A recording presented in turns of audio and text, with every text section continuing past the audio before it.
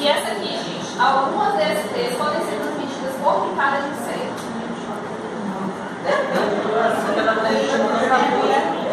Então,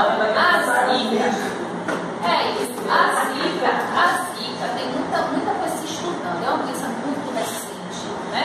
Nem os grandes cientistas não. A infecção urinária, aí até ela precisa de um tratamento, é simplesmente o uso de um único comprimido de azetromicina, né? Ele não é o suficiente para...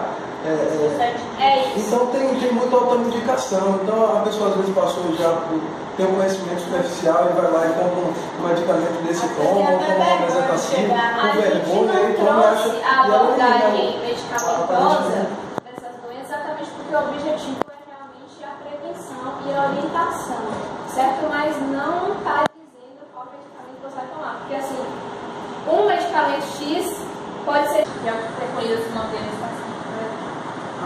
E falando assim, fisicamente, essas erupções que normalmente se tinha alguns anos atrás, talvez por conta do papel não estar tão evoluído quanto hoje.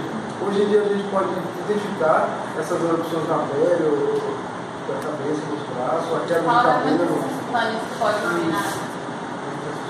Eu não sei, eu posso tentar responder veja bem, o que ela está querendo dizer com a síndrome é, por exemplo, me chegou um paciente apresentando lesões características de uma doença que normalmente não acontece em pessoas com sistema imune legal.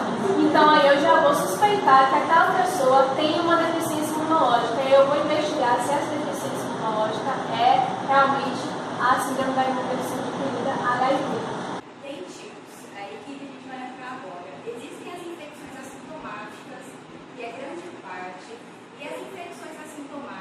Elas são as mais perigosas, porque você vai passar muito tempo sem suspeitar e quando você descobrir pode ser que seja uma lesão pré-câncer ou um câncer.